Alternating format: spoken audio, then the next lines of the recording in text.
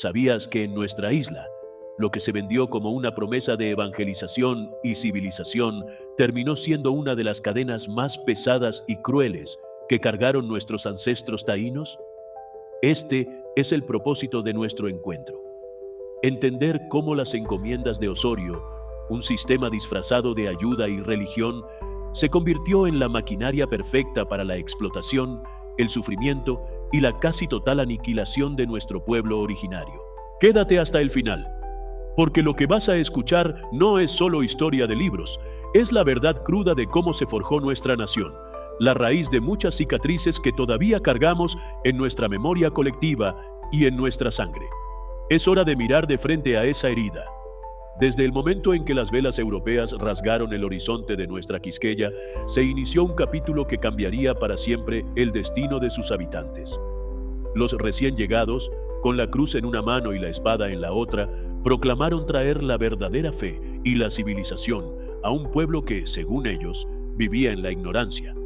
Pero, ¿fue realmente así? ¿O fue esta una coartada perfecta para justificar la avaricia y la dominación? Hoy desenterraremos la verdad detrás de las encomiendas de Osorio, un sistema que, bajo el manto de la evangelización y la protección, se convirtió en la herramienta más eficaz para la esclavitud y el genocidio de nuestros taínos. Este no es un relato neutral, es una denuncia histórica, un grito por la justicia y la memoria de aquellos que fueron silenciados. Es fundamental que, como dominicanos, comprendamos esta página oscura para sanar y avanzar. Mira este video hasta el final para que nos deje tu comentario sobre este hecho histórico de nuestra raza y además nos dé un like y compartan este video para que más personas se enteren de la verdad sobre la aniquilación taína por los españoles en complicidad con la Iglesia Católica. La corona española, con una hipocresía asombrosa, argumentaba que los taínos vivían sin ley, sin fe y sin orden. Para remediar esta supuesta barbarie, se ideó y aprobó el sistema de las encomiendas. Sobre el papel, la teoría sonaba casi benevolente. Los españoles, llamados encomenderos, recibirían un grupo de indígenas a quienes debían proteger, educar en la fe cristiana y civilizar. A cambio, los taínos les pagarían un tributo en trabajo o en especie. Pero la realidad, hermanos dominicanos, fue una pesadilla. Los taínos no fueron protegidos, fueron repartidos como si fueran ganado, como propiedades sin alma ni voluntad.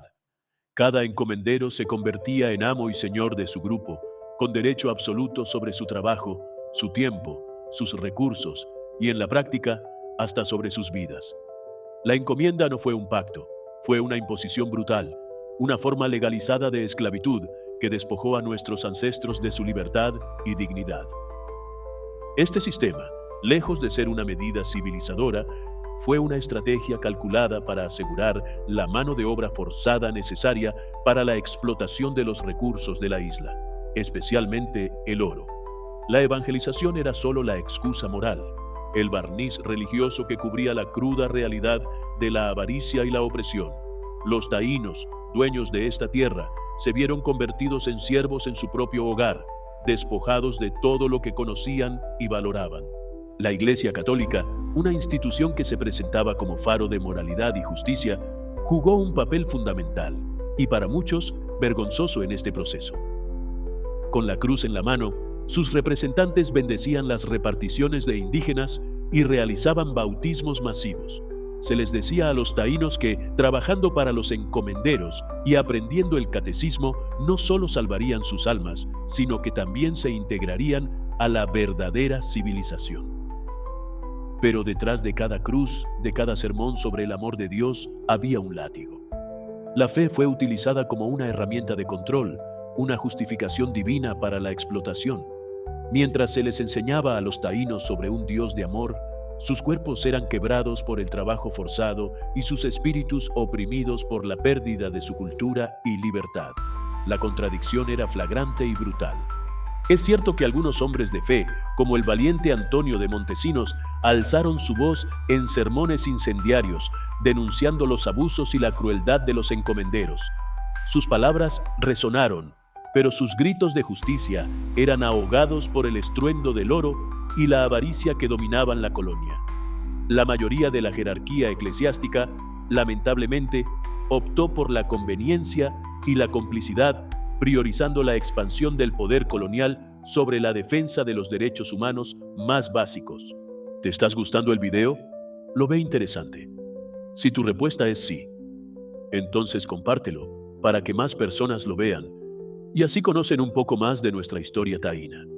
Para nuestros ancestros taínos, la encomienda no fue una forma de vida, fue una condena a muerte lenta.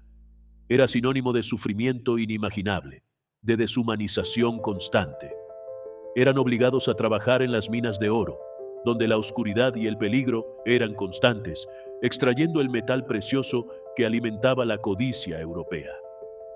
También eran forzados a laborar en los campos de cultivo, bajo un sol inclemente, o en los hogares de los encomenderos, donde la servidumbre no tenía fin. Las jornadas eran interminables, desde el amanecer hasta el anochecer, sin descanso ni piedad. El hambre y la desnutrición eran el pan de cada día, debilitando sus cuerpos y haciéndolos más vulnerables a las enfermedades. Los castigos eran brutales y arbitrarios. Azotes, mutilaciones, torturas, incluso la muerte, eran la respuesta común a la menor muestra de resistencia o agotamiento. La vida de un taíno bajo encomienda valía menos que la de un animal de carga. Las mujeres taínas, además de sufrir la misma explotación laboral, eran víctimas de abusos sexuales sistemáticos por parte de los encomenderos y sus hombres. Esta violencia dejó una herencia de dolor, trauma y mestizaje forzado que aún resuena en la sangre de nuestra gente. La encomienda no fue protección, fue una máquina de exterminio físico y cultural, diseñada para despojar a un pueblo de su esencia, su tierra y su vida. Aquí reside una de las contradicciones más dolorosas y cínicas de la historia colonial. Mientras el sacerdote, con su voz solemne, enseñaba el Padre Nuestro y los mandamientos de un Dios de amor, a pocos metros o incluso a la vista, los capataces españoles azotaban sin piedad a los mismos indígenas que supuestamente estaban siendo evangelizados. Era la gran farsa, la doble moral que definía la conquista. El domingo, misa, sermón y promesas de salvación eterna. El lunes, látigo, sudor y muerte en la mina o en el campo. La fe cristiana fue pervertida, utilizada como una cadena invisible para justificar lo injustificable, para someter la voluntad de un pueblo. Se les decía que debían obedecer a sus amos terrenales para alcanzar la gracia divina, mientras sus cuerpos eran destrozados por la crueldad de esos mismos amos. La Iglesia, en su afán de imponer una nueva religión, prohibió y persiguió con saña los areitos, los emíes y todos los rituales y creencias ancestrales taínas. No solo se buscaba el oro y la mano de obra, también se buscaba borrar el alma de un pueblo, destruir su identidad cultural y espiritual. La imposición religiosa fue una forma de violencia cultural, un intento de aniquilar la memoria y la cosmovisión de nuestros ancestros, dejando un vacío que aún hoy intentamos llenar. Aldea taína vacía y en ruinas, con chozas derrumbadas y objetos abandonados. Cruces de madera improvisadas como cementerio, simbolizando la muerte masiva, desolación y pérdida. Luego, una transición a barcos negreros llegando a la costa, con figuras de esclavos africanos encadenados desembarcando. El resultado de las encomiendas fue una catástrofe humanitaria de proporciones épicas. En apenas unas pocas décadas, la población taína, que se contaba por cientos de miles a la llegada de Colón, fue diezmada de manera brutal. Lo que no lograron el hambre, el trabajo forzado y los castigos, lo completaron las enfermedades traídas de Europa para las cuales los taínos no tenían inmunidad: viruela, sarampión, gripe, que se propagaron como plagas mortales.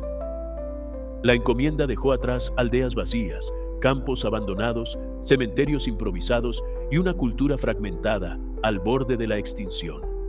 La riqueza de sus conocimientos, sus tradiciones, su arte y su profunda conexión con la tierra se perdieron para siempre, o quedaron reducidos a fragmentos que hoy intentamos rescatar con dolor y esfuerzo. Fue un etnocidio, un borrado sistemático de una civilización. Para suplir la catastrófica falta de mano de obra indígena, la corona española y los colonos recurrieron a una nueva y aún más cruel forma de esclavitud: la importación masiva de esclavos africanos.